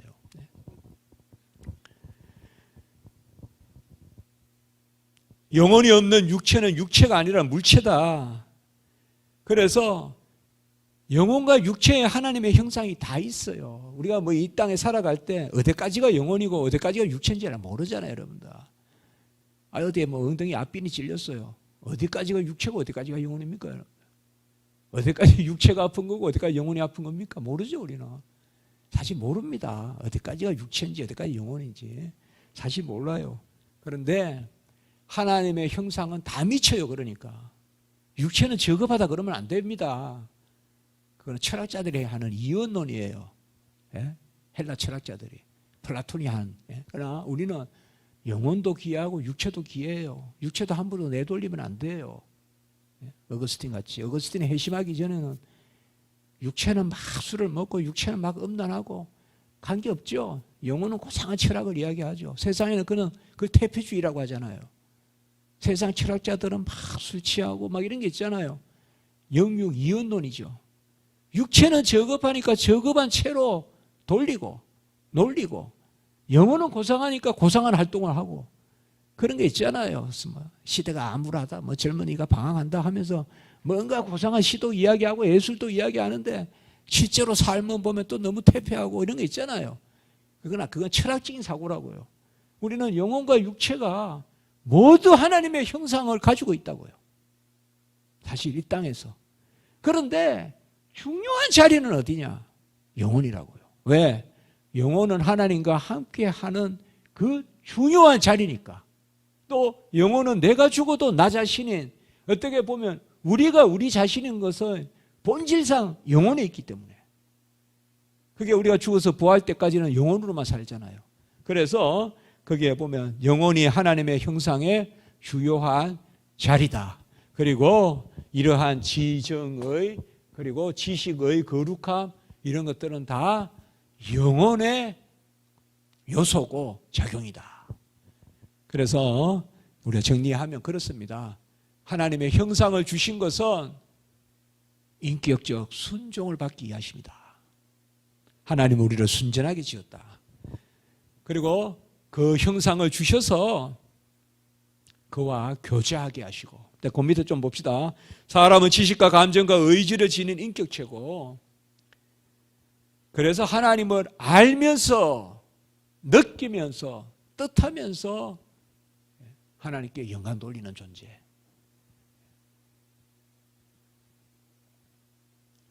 하나님은 순전하게 지으셨고 의와 진리의 거룩함, 이걸 우리가 보통 세 가지로 지식, 의, 거룩 이렇게 이야기해 볼래. 지식, 의, 거룩. 지식을 진리라고 해도 돼요. 이런 것은 하나님이 처음 인류에게 주셨어요. 이 에베소 4장 24절, 이걸 우리가 좁은 의미의 하나님의 형상이라고도 해요. 이건 좀 전문적인 이야기입니까? 근데 이건 우리가 뭐 청년부나 이런 데도 간혹 이야기하거든요. 의와 진리의 거룩함, 이게 바로 좁은 의미의 하나님의 형상. 이게 이렇게도 표현을 하는데, 하나님은 자기의 형상으로 인간을 지으셔서 알고 느끼고 뜻하는 지정의를 주셨고, 아까 말씀같이 이런 바탕을 주셨고, 그다가 여호와를 지식을 주셨고, 그건 지식이라며. 이거는 구체적으로 뭘 주셨다는 거고, 이거는 바탕을 주셨다는 거. 이거는 알 수 있고 느낄 수 있고 뜻할 수 있는 그런 인격체를 만들어 주셨고, 그 알 수 있는 데다가 하나님을 아는 지식을 주셨고, 그 알 수 있는 데다가 하나님의 의로움을 우리에게 새겨 주셨고, 그 느끼고 알고 행하는 데다가 하나님의 거룩함을 던져주고. 그러니까 이거는 어떻게, 요거는 그러한 속성하면 이거는 뭐예요? 그러한 것을 주셨다. 그래서 이거를 선물이다 이렇게 이야기해요. 원 선물이다 그렇게도 하거든요. 원의다 이렇게도 이야기하거든요. 그래서 사람은 이성과 의지가 있어서 분별을 하고 뜻하고 그리고 양심을 주셔서 우리 안에 끝없이 하나님의 잘못된 것은 깨닫기도 하고, 이런 것을 하나님이 우리 영혼의 자리에 두셨습니다. 그러니까 영혼은 크게는 보면 이성이 있어서 알고 의지가 있어서 행하고자 합니다. 알고 행하고자 합니다. 우리의 영혼은 알고 행하고자 하는. 의지는 좀 더 행위잖아요. 주먹을 꼴 뻗지고 뭘 하겠다. 요걸 연결시키는 게 양심입니다. 야, 불쌍하니까 도와야 되지 않을까? 계속 우리 안에서 속삭여 주십니다. 하나님이. 이게 하나님이 우리 안에 주신 천명의 증인이다. 혹은 우리 안에 내적 재판소다. 내적 inner court, 내적 심판 자리다. 그게 바로 영혼이거든요. 그래서 사실상 우리가 이렇게 생각해 보면 돼요. 우리 영혼에는 이성이 있어서, 이 이성은 오성이라고도 해요. 이성이 있어서 알잖아요. 우리는 무엇을 분별하잖아요. 그리고 알면 그냥 알고 그냥 고개 돌리는 게 아니라, 저 사람 저렇게 있다가 굶어 죽지, 저 사람 저러면, 그러면 뭔가 밥이라도 사줄까 하는 어떤 우리의 행위의 동기가 생기죠. 시식으로. 그게 의지란 말이에요. 우리 영혼에. 그런데 아는 것이 의지로 가는 요 커넥팅 포인트에 양심이 있다 이거예요. 로마서에도 나오잖아요. 하나님이 우리 모든 사람에게 양심을 심어주셨다. 로마서 아까 책 편 데 보세요. 2장 15절에 이런 사람은 그 양심이 증거가 돼요. 우리 안에 양심을 주셨다 이 말이에요. 양심을. 하나님은 자신의 형상으로 사람을 지어서 복되게 하셨어요. 그래서 인격적 교제를 하시는 터가 바로 에덴 동산이에요. 거기 밑에서 셋째 줄, 인격적 터. 하나님의 형상이 있으니까 알고 느끼고 거닐고 또 하나님이 그 동상을 하나님과 함께 거니셨고, 다 이게 성경에 나오는 말씀이에요. 생육하고 번성하고 충만하고 정복하고 다스리고 지키는 권세를 주셨어요. 영장권이죠, 이게. 만물에 영장권을 주셨어요. 생육하고 번성하고 충만하라, 이거는 다른 사물에게도 명령했어요. 근데 두 가지 더 주셨어요. 다스리고 지키라고 했어요. 여기에 영장권이 있는 거예요. 다스리고 지키라. 그러니까 생육하고 번성하고 충만하고 다스리고 지키라, 이렇게 5가지 이야기 하시거든요. 이걸 문화명령이라고 하죠. 우리가 문화명령이라고. 뭐 신앙 용어는 그러려니 하면 되고, 제가 그래도 엔간히 좀 편한 용어만 이야기합니다. 예. 그래서 내신적 필연성 이런 건 좀 낯설죠, 여러분들. 저런 건 좀 낯설죠. 그래봤자 뭐 하나님은 내적으로 필연성이, 저런 말을 안 한다는 게 무감각한 거죠. 우리 선배님들이 저런 단어를 썼다는 것은 저런 교리에 대한 아멘이 있었다는 거 아니에요. 하나님은 자신 안에 필연성은 있는데 우리에게 필연성으로는 그 필연성을 말할 수 없다. 그 면에서는 비필연적이다. 하나님 자신 안에는 필연성이 있는데 우리의 필연성으로 가다 하면 안 된다. 그리 아니하실지라도 하면서 하나님과 나 사이에 끊임없이 하나님 편으로 가야 된다. 전에도 이렇게 한번 그렸잖아요, 제가. 끊임없이 하나님 편으로 가야 된다. 왜? 하나님의 필연성으로 가야지 모든 것이 아멘이죠. 여러분, 우리가 기도하는 게 내 필연성을 만족시키려고 합니까? 그거 아닙니다, 여러분. 하나님 이러하니까 이렇게 해주세요. 그걸 관철시키는 게 기도가 아니라니까요. 그 동기를 가지고 하나님의 필연성을 찾아 나가는 것이 기도예요. 모든 기도는 기도의 동기예요. 그렇게 보면 기도 제목은 하나님이 주시는 거예요. 사실상 우리는 기도의 제목을 가지고 나간다 하지만 기도의 동기를 가지고 나가는 거예요. 그 동기로 기도할 때 하나님이 기도 제목을 주시는 거예요. 그래서 아버지 원대로 하옵소서, 그 원대로 이루어 주시옵소서. 너희가 내 뜻대로 무엇이든 구하든지 내가 친히 이루리라. 내 뜻대로 무엇이든 구하든지 그 뜻을 찾아 나가게 하는 게 기도시키시는 거, 우리에게. 왜? 그것도 역시 영광 받으시려고. 영광 받으시려고. 하나님이 나를 말미암아 영광 받으시기 원하신다는 것이 작게 여겨지면 아무것도 못해요, 우리는. 특별히 우리 신학생들은 더 그래요. 제가 가르치는 신학생들은 예배 하나가 아무것도 아니다. 예배 하나보다 어디 가서 아프리카 어디 가서 빌딩 지어주는 거, 뻣뻣 세우는 게 그게 더 중요하다, 이렇게 생각하면 그건 못해요. 그건 안 돼요. 그건 하나님 종이 그건 될 수가 없어요. 하나님은, 자, 78페이지에 보시면 각 생물의 이름을 지어 부를 정도로 지식이 넘치고 다 주신 거예요. 하나님이 이렇게 생명의 이름을 지어라 하고, 이보다 가장 큰 복은 뭐예요? 언약을 맺으신 거예요. 이제 자, 언약은 이제 다음 장에 나옵니다. 언약을 맺으신 거예요. 언약은 다 다음 장에 나옵니다. 우리가 뭐 하나님이 약속을 맺은 게 뭐가 대단하냐?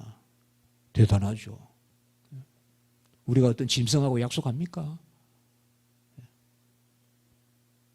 우리도 피조물이고 지나가는 뭐 고양이, 개도 피조물이에요. 그래도 같은 피조물이라도 인간은 짐승과도 약속하지 않잖아요. 근데 조물주가 어떻게 피조물인 인간과 약속을 합니까? 한번 생각해 보세요, 여러분들. 얼마나 우리를 대단하게 여기신 거예요. 역으로 얼마나 피조물인 인간에게 자신의 형상을 주셔서 그 순종을 얼마나 받고 싶으면 우리하고 약속을 다 할까요, 인간하고? 그것도 거창한 약속도 아니라 뭐가 하나님이 아쉬워서 실과 하나 따먹지 말라는 거, 그 순종 한번 보시려고 약속을 하실 거예요. 다른 것도 다 먹게 하시고, 저 고산 줄령에 히말라야 산 꼭대기 가서 가위를 따오라 해도 따와야 그래도 그 공로가 영생에 가닿지 못할 텐데 그저 하나 안 먹고 지나가면 영생을 주시겠다는 그 약속을 하시겠냐? 얼마나 하나님은 그 작은 순종이라도 받기를 원하시는가? 그걸 알 수가 있는 거예요, 우리가. 이것을 우리의 인과관계로, 우리의 필연성으로 가다할 수 없다니까요, 하나님의 구속 역사는. 저울에 올릴 수가 없어요, 우리가. 하나 안 따먹은 거, 영생 주는 거, 이게 어떻게 저울에 올라갈 수 있냐고요. 전체적으로 하나님이 왜 인간을 지으신가? 다시 여기 말씀했지만 78페이지에 하나, 둘, 셋, 넷, 다섯째 줄. 자유의지에 따른 인격적 순종을 통하여 영광을 받으시고 그 영광 받으심 가운데 자녀 삼고자 하심. 이게 이제 언약을 체결한 목적이다. 다시 딱 정확하게 정리합니다. 하나님은 인간을 불완전하게 지었지 않았습니다. 그럼 말도 안 되는, 근거도 안 되는 지극히 세속적인 아주 1차원적인 사고입니다. 불완전하게 지어서 아직 완전하지 않아서 타락했다. 안 되는 이야기입니다. 그거. 순전하게 지어서 만물의 영장이요 자신의 형상을 하고 지식의 거룩을 주시고 알고 느끼고 뜻하게 하는 지정의의 대상으로 그렇게 하셔서 모든 거 먹을 거 다 주시고 그리고 짐승의 이름까지 지을 수 있는 지식도 주시고 지식에도 부족함이 없고 먹음에도 부족함이 없는 도무지 선악과를 따먹을 이유가 없는 그걸 안 먹어도 배부르고 그걸 더 이상 선과 악은 알 필요가 없잖아요. 악을 안다는 게 뭐예요? 왜 인간이 악을 알아야 됩니까? 하나님이 금하셨잖아요. 그러면 안 하면 되잖아요. 그런데 하나님은 인간은 하나님을 거역한 거죠. 그래서 타락을 많은 경우 우리가 반역이라고도 하는 거예요. 영어로는 리볼트라고 해요. 반역. 타락을 대드는 거죠. 하나님께. 다 주셨는데 대드는 거예요. 그건 오늘 이제 또 뒷부분에 가서 봅시다. 자, 하나님이 자유의지를 그릇되게 사용하여서 자신의 처소를 떠난 악한 영, 유다서에 나오잖아요. 처소를 떠난 악한 영이라고 하잖아요. 마귀, 사탄. 한말로 제자리에 없는 거죠. 하나님께 대드는 자들이죠. 그래서 하나님과 같이 되고자 악한 깨를 냈다. 제가 이 세 구절을 동시에 연결시켜서 한 문장을 만들어 봤습니다. 자기의 처소를 떠난 악한 영의 유혹을 받아 하나님 같이 되고자 자의로 악한 뜻을 냈다. 하나님은 인간을 선하게 지었으나 사람이 악한 뜻을 냈다고 전도서에 나오잖아요. 악하게 지어서 악한 게 나온 게 아니라 선하게 지어서 자유의지 주셨는데 타락으로 인하여 만물을 다스리고 바라에 두어야 할 사람이 이제 뭐요? 영장권을 가진 사람이 영장권을 잃어버리죠. 흙을 다스려야 될 사람이 흙으로 말미암아 신음하죠. 땀을 흘려야 되고 흙으로 생명이 돼서 생명이 된 인류가 이제는 흙으로 돌아가고 덤불과 엉겅퀴가 흙에서는 덤불과 엉겅퀴가 나오고 이러한 비참한 상태가 되죠. 타락으로 말미암아.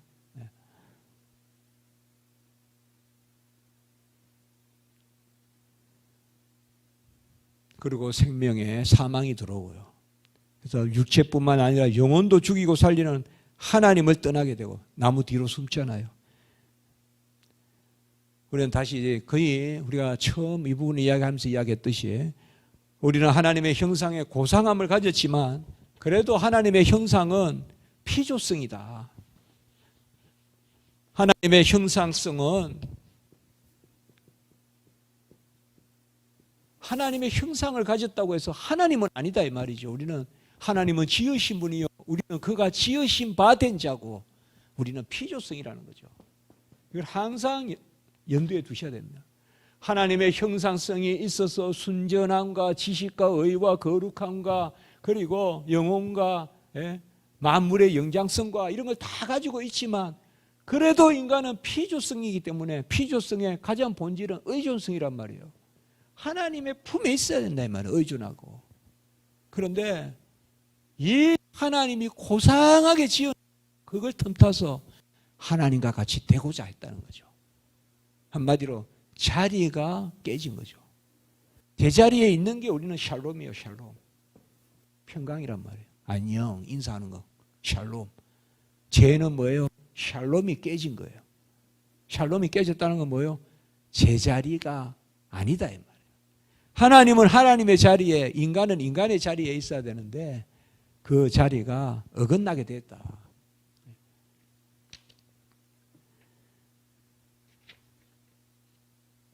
그게 제 보세요. 마지막에 고상함과 함께 의존성이 있어야 된다. 인간은 하나님께 의존할 때 그때 고상합니다. 인간이 하나님을 떠날 때 하나님과 같이 되고자 할 때 하나님의 여호와의 이름을 만으로 여길 때, 그의 영광을 내 영광으로 취하고자 할 때, 그때 인간은 비참해집니다. 그때 인간은 비참해져요. 그때 나에게 봉사하던 흙이 나를 삼킵니다. 모든 땅이 엉크키를 냅니다. 피조물이 허무하게 됩니다. 만물이 나를 봉사하던 그 아름다운 피조물이 나를 잡아먹으려고 듭니다. 하나님을 떠나면 샬롬이 깨지는 겁니다. 그게 평강이 깨지는 거예요. 샬롬이 깨지는 거예요. 제자리에 있어야 돼요. 그래서 제가 이 두 구절을 인용했어요. 마지막에 시편 2편 12절, 여호와께 피하는 모든 사람은 다 복이 있도다. 여호와께 의존하라. 데펜덴치아, 디펜던스, 의존성. 피조물에 마땅한 바는 여호와의 품에. 주께 피하는 모든 사람은 다 기뻐하며 주의 보호로 말미암아 영원히 기뻐해 치고 주의 이름을 사랑하는 자들은 주를 즐거워하리다. 주만 즐거워하면 이제 젖줄이 생긴다.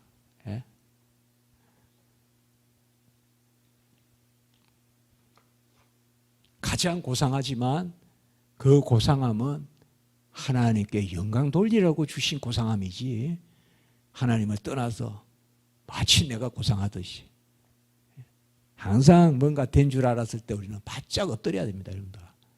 그래야 그 고상함이 더 하나님 앞에 귀하게 사용되는 것입니다. 조금만 더 볼게요, 여러분들. 조금만 더. 자, 7장 이제 섭리. 섭리는 하나님의 보이지 않는 손이다, 이렇게 제가 제목을 붙여봤어요. 보통 우리가 손이다 이러면 섭리 생각하시면 돼요. 섭리. 자, 이제 5장 1조에서 7조까지인데요. 바로 82페이지 봅시다. 보면서 제가 말씀을 드릴게요. 이번엔 좀 빨리 볼게요, 이제는. 만물의 위대한 창조주 하나님은 지혜롭고 거룩한 섭리로. 섭리는 보통 우리가 피조물을 창조하신 것을 지키시고 보존, 운행하시고 통치, 보통 이 세 가지를 이야기하면 됩니다. 보존, 운행, 통치. 우리가 하나님 만물을 지으시에 그냥 두지 않죠. 이제 만물이 자기들끼리 그냥 돌아가라고 안 놔두죠. 지키죠, 일단. 마지막 때까지 지키죠. 특별히 노아의 홍수 이후로 다시 약속하셨죠. 다시는 물심판하지 않겠다. 이 말은 뭐냐면 이제 예수님 오실 때까지는 사시사철이 끊어지지 않을 것입니다. 그런 것은 바로 하나님이 보존하신다는 거예요. 그 다음에 운행은 뭡니까? 해가 돌고 달이 돌고 그리고 사시사철이 있고 운행이라고 합니다. 통치는 뭡니까? 몇 번 먹이시고 주시는 게 통치 방식이거든요. 이걸 섭리라고 합니다. 하나님이 지으신 것을 보존, 운행, 통치하시는 거.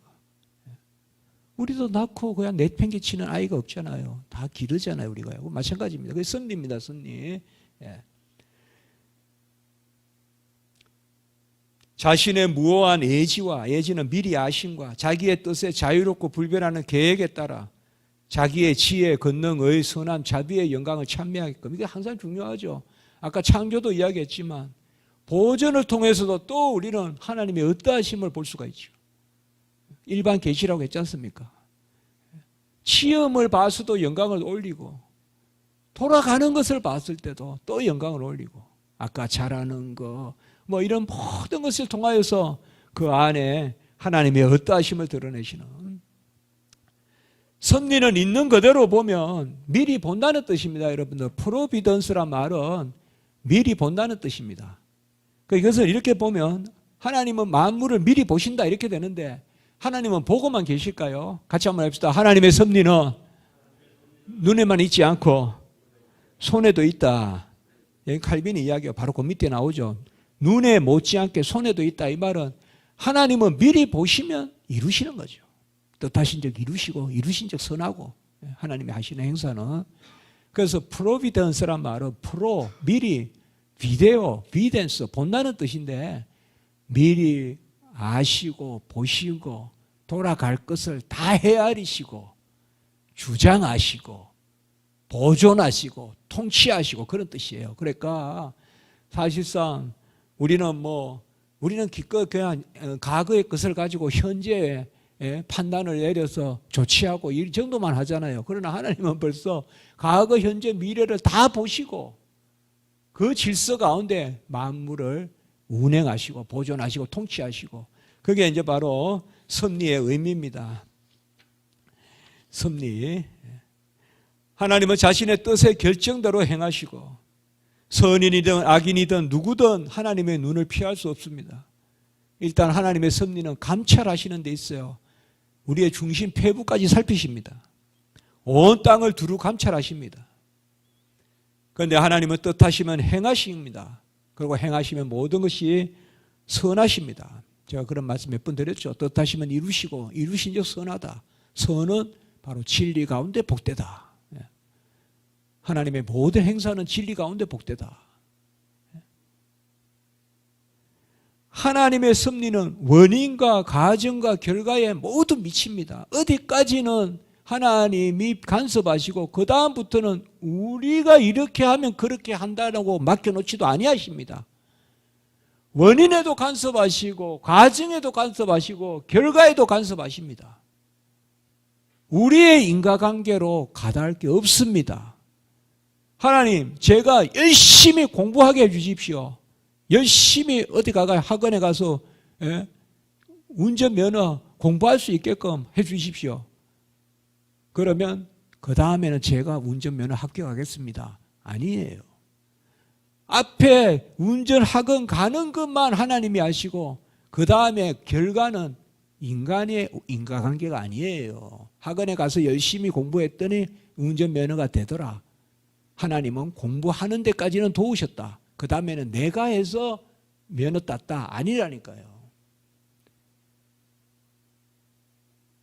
면허증 따로 가도록 학원에 등록해 주신 분도 하나님이고, 거기 가서 운전 준비하도록 한 것도 하나님이시고, 면허증 통과하게 하신 분도 하나님이시고, 도무지 내 인과관계가 없다고요. 그러나 내 인과관계를 쓰시기는 쓰세요. 열심히 수학 문제 풀었으니까 그 다음날 점수가 나오죠. 그렇지만 그것조차도 하나님이 하신 일이에요. 그러니까 여기에서 철학자들은 머리를 써요. 기독교 신학자들도. 하나님은 어디까지만 하나님이 하시고 나머지는 자연 법칙대로, 고진감래로, 인과응보로 이렇게 움직인다는 거예요. 우리도 그런 마음이 좀 있잖아요. 하나님 뭐 해주시기만 하면 제가 하겠습니다 하는 마음이 있다니까요. 하나님 저에게 학비를 주시면 제가 학위해 보겠습니다 이런 게 있다니까요. 그러면 하나님 학비만 빌려달라는 거예요. 학비만, 유학 갈 비용만 대주시면. 아니죠. 사실 학비만 대주시면 그 다음에 공부해가 제가 박사 됩니까? 교수 만나는 것도, 공부하가 어디 안 아프게 공부하는 것도, 또 논문 쓰는 것도, 논문 써서 심사 받을 때 그 심사위원 눈을 가려주시는 것도 하나님이 하셔야 심사가 통과가 되지 뭐. 불꽃 같은 눈으로 논문을 뚫어보면 왜 통과하겠어요? 그리고 그날 부부싸움 안 하고 와야지. 심사위원이 부부싸움하고 오면 한 10점은 또 가점 되지 않겠어요? 왜 기분 나빴어? 이러면서 막 그냥 이렇게 하면 그거 다 하나님이 하셔야 된다니까요. 하나님이 하셔야 돼요. 원인도 과정도 결과도 전부 하나님이. 그래 두렵고 떨림이 있는 거예요. 그럴 때 우리는 가장 기본이 뭐예요? 잠잠해야 돼요. 말하지 마세요. 친구에게도 말하지 마세요. 말 안 하는 게 상당히 중요합니다, 여러분들. 말 안 하는 거 말 안 하는 거가 아닙니다. 그거는 하나님께 맡기는 거거든요. 만물을 말씀대로 지으신 하나님이 말씀을 붙드시고, 이 붙든다는 말이 섭리예요. 이게 성경에서 그의 명령을 땅에 보내시니 말씀이 속히 달리는구나. 저도 이 구절 자주 인용하는데요. 시편 147편에 이게 이제 바로 우박을 내렸다가 우박을 또 어떨 때는 녹여서 농업 용수로 쓰셨다가 그런 이 말씀이에요. 이게 그래서 여호와의 말씀이 속히 달리는도다. 하나님의 말씀이 싹싹 가가지고 막 역사한다 이런 거예요.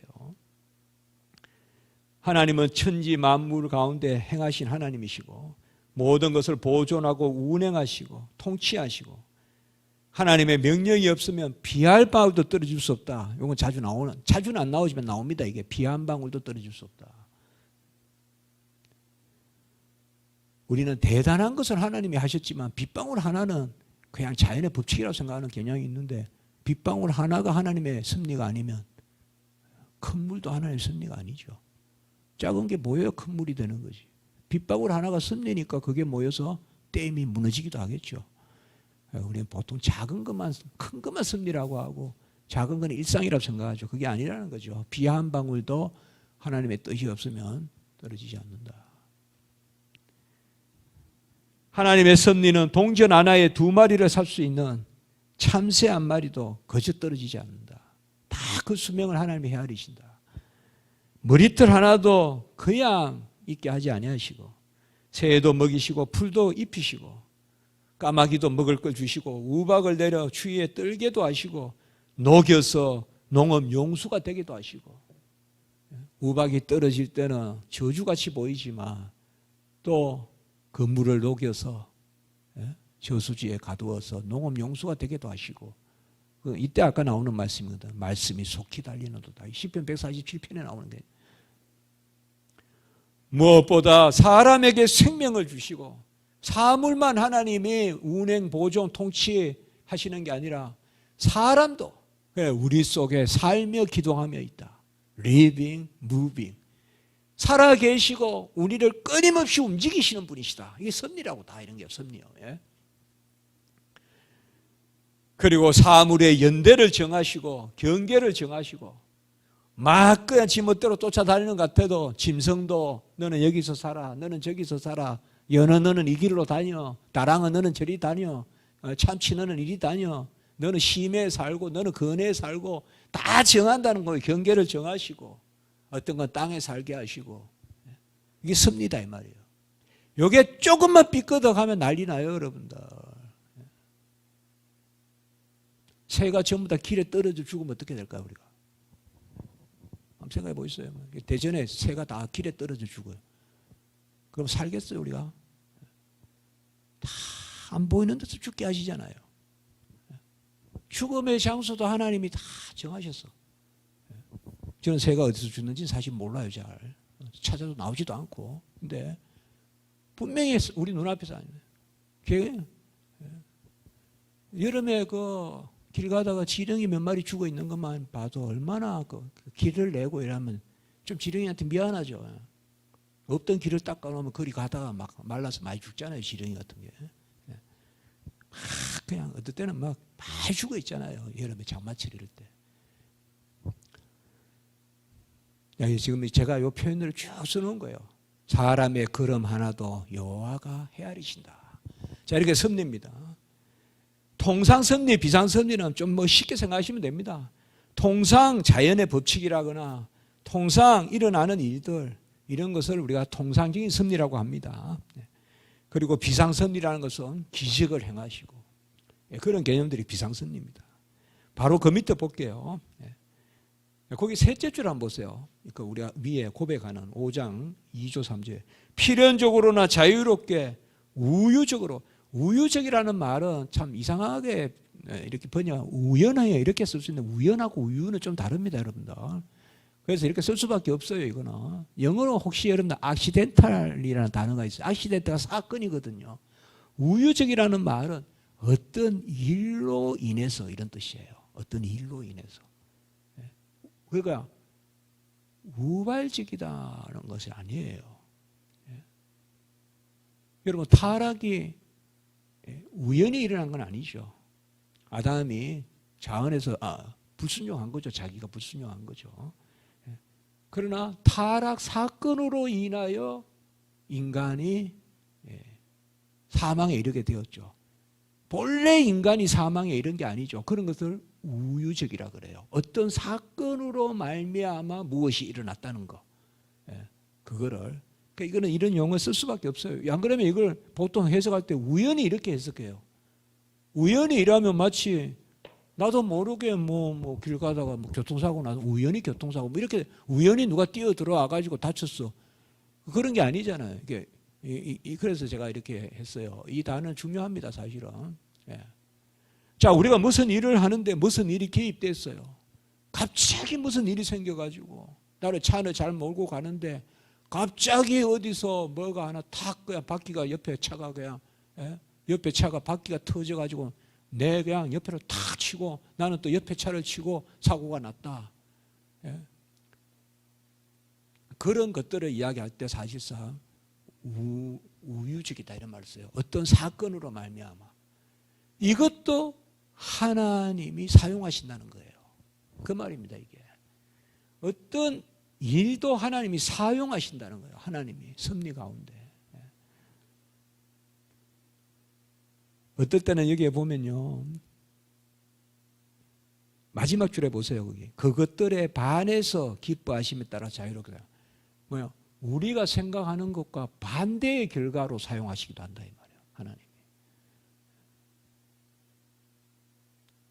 여러분 아이도벨과 후세 이야기 알죠? 우리가 압살롬하고 싸울 때 사실 아이도벨이 지략이 뛰어난 사람이잖아요. 그런데 하나님은 그 뛰어난 지략의 아이도벨을 역으로 사용해서 결국은 아이도벨이 나중에 죽게 하죠. 전쟁에도 지게 하고. 그래서 간혹은 하나님은 거꾸로 또 사용하신다는 거예요. 하나님의 섭리가. 그렇게까지 우리는 하나님의 섭리를 다 알 수 없다는 거 여기서 이야기합니다. 하나님은 모든 것을 아시고 작정하시고 모든 것이 불변하고 무오하게 일어나고요. 하나님의 섭리의 손은 보이지 않으나 현존하고요. 그 손을 펴면 만물이 즐거워하나 그 손을 거두면 죽어 먼지로 갑니다. 이건 다 시편에 나오는 개념입니다. 편단 말은 안아주신다, 베푸신다. 그러면 살고 그 손을 닫아버리면 그냥 움켜쥐시면 다 먼지로 돌아가고 죽는다. 다 섭리입니다. 만물에 호흡을 주시고 인생의 태를 열어서 인생을 주시고 인생을 식물로 먹이시고 해를 손으로 붙들고 달과 별을 붙들어 밤의 빛으로 삼으신다. 다 이런 것은 특별히 금방 이거는 통상섭리입니다. 이런 것은 통상섭리입니다. 이런 거는 큰 의미는 없어요. 여러분들 통상 비상 이런 거 큰 의미는 없어요. 그냥 섭리예요 다. 자 84페이지 보시면 통상적인 운행이나 일상사 이런 것은 통상섭리이고요. 특별한 기적이나 비상사 비상한 일 그것도 하나님의 섭리다.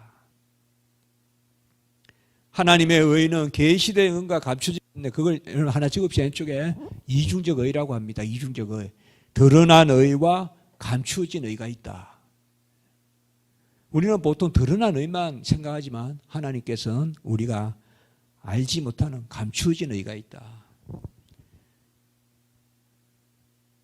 우리는 계시된 것만 알고 감춰진 것은 알 수 없어요.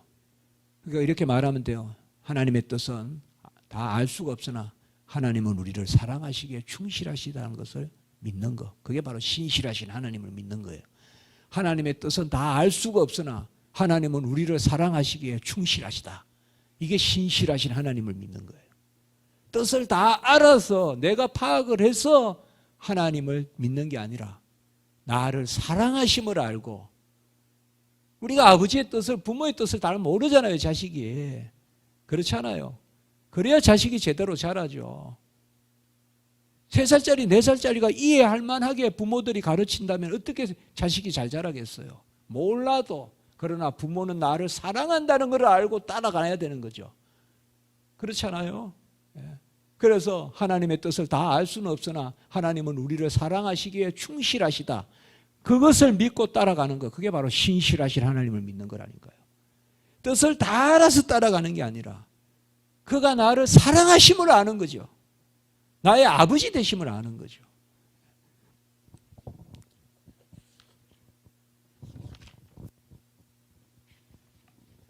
대표적인 두 가지 섭리. 첫 번째는 요셉입니다. 우리가 가장 많이 이야기하는 게 요셉입니다. 요셉이 열한 형제에게 시기를 받아서 열형제에게 시기를 받아가지고 구덩이에 들어가고 그래가 또 애굽에 저 보디발이 아니라 미디안 상인에게 팔려가지고 이제 우여곡절 끝에 애굽에 들어가고 거기서도 또 이제 뭐 좀 살 것 같았는데 또 보디발 아내의 모함을 받아가 또 감옥에 들어가고 여기에 여러분들 감추어진 뜻을 알겠습니까? 우리가 이것만 가지고 모르죠. 그러나 우리가 아는 것은 뭐예요? 요셉을 향한 하나님의 섭리는 알죠. 아브라함과 이삭과 야곱과 요셉과 그들과 언약을 맺으신 그 신실하신 하나님이에요. 요셉이 구덩이에 들어가고 요셉이 감옥에 들어간 거 그 뜻을 다 알 수는 없으나 하나님은 요셉을 사랑하신다는 거죠. 그래서 결국은 요셉을 통하여서 이스라엘 백성 70명이 내려오고 그로부터 무별과 같은 200만 명이 만들어지잖아요. 결국 하나님의 언약을 성취하신 것이죠.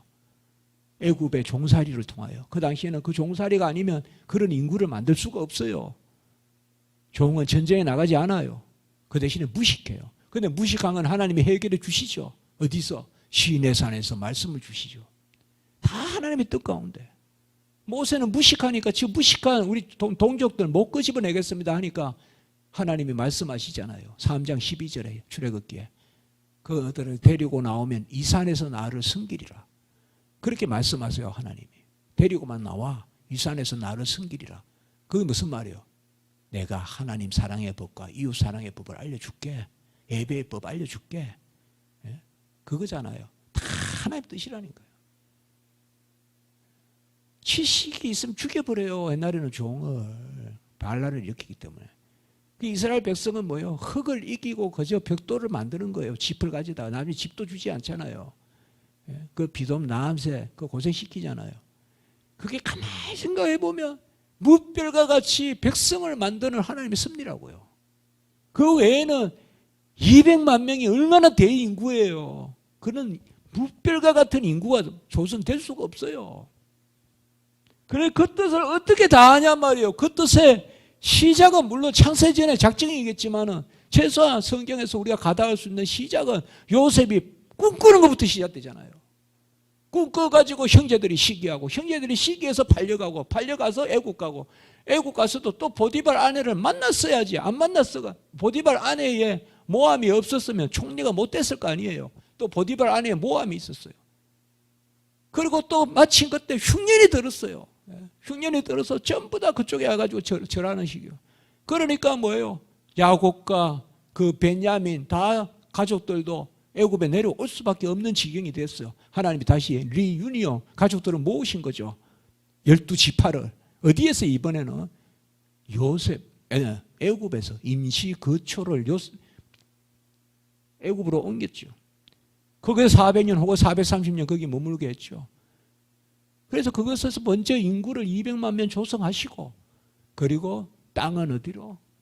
가나안 땅으로 40년의 행로를 통하여 그리고 그들에게 율법을 주시고 자 이걸 어떻게 하냐 이 말이에요. 우리가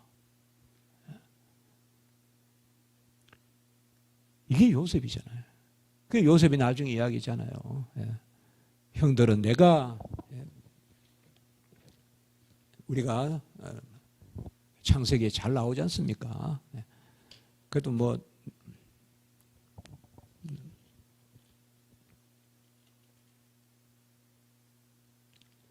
여러 군데를 읽을 수 있지만 그냥 대표적으로 읽어볼까요? 50장 20절 창세기 50장 20절 당신들은 나를 해하려 하였으나 하나님은 그것을 선으로 바꾸사 오늘과 같이 많은 백성의 생명을 구원하게 하시려 하셨나니 형들에 대한 이야기예요. 형들은 나를 죽이려고 했으나 하나님은 그거를 선으로 바꾸사 오늘과 같이 많은 백성의 생명을 구원하게 하려. 창세기 13장, 15장, 17장 계속되는 언약의 성취죠. 무별과 같이 바다와의 모래와 같이. 어떻게 생각하세요 여러분들? 하나님이 허언하신 게 아니잖아요. 만드셨잖아요. 그리고 내가 지시하는 땅으로 가라. 가나안 땅. 그리고 뭐요? 너를 복되게 하는 자에게 복을 주고 너에게 저주하는 자에게 저주를 할 것이다.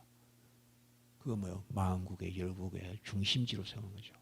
복의 근원으로 세우는 거죠.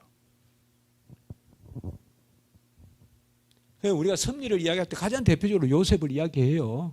그 다음에 최고의 섭리는 뭐냐? 십자가의 섭리다 이 말이에요. 거기 바로 밑에 보세요. 주님은 법 없는 사람들의 손으로 십자가에 못 박혀 죽으시고 하나님의 큰 일이 대적의 손을 통하여 빛의 역사를 이루시는 거 아닙니까? 대속의 역사. 그렇죠. 구령의 역사.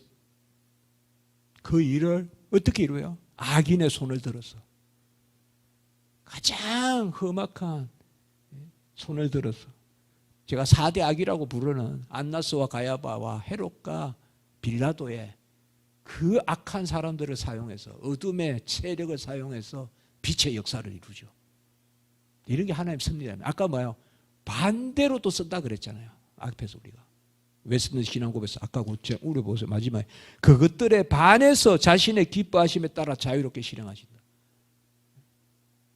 어떨 때는 하나님은 정반대로 쓰신다고요. 우리가 보면 하나님 어찌 이러하십니까? 어찌 이러하십니까? 베드로가 잘했잖아요. 그 말을. 그리 마옵소서. 예. 그러면 주님은 뭐예요? 이리하여 의를 이루며 합당하다 이렇게 말이죠. 주님은 그리 마옵. 세례 요한도 그리 마옵소서. 어찌 주님이 나에게 세례를 받으십니까? 또 베드로도 그리 마옵소서. 왜 죽고 부활하시고 순환 애언하실 때. 하나님의 말씀은 우리가 보기에 조리에 맞지 않게 여기지는 경우도 결코 헛되이 입으로 돌아가지 않습니다.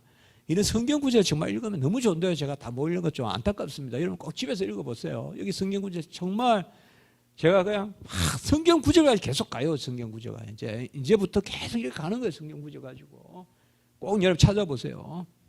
하나님은 사라의 태를 닫으셨다가 그를 다시 여셨죠.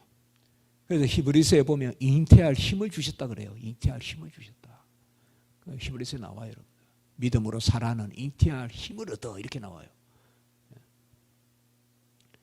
하나님은 다니엘과 세 친구를 사자의 입과 불에 던지기도 하시고 그 사망의 입에서 살려내기도 하시고 백성을 높이신과 동시에 그들을 통하여 영광을 어떻게 보면 정반대로 하만의 장대에 모르드게가 달리는 게 아니라 하만이 달리는 그래서 그 백성을 오히려 영화롭게 하고 이스라엘 백성을 이스라엘은 뭐 그때 이후로 최고의 절기가 아닙니까? 그게 바로 완전히 그냥 이스라엘이 몰살될 지경에서 살아난 게 바로 에스더의 그 말씀이잖아요. 이스라엘을 다 죽여버리려고 했잖아요. 모르드게 하만이. 여호와는 죽이기도 살리기도 서울에 내리기도 올리기도 하시고 한나의 기도 이런 데 다 나오는 이야기죠.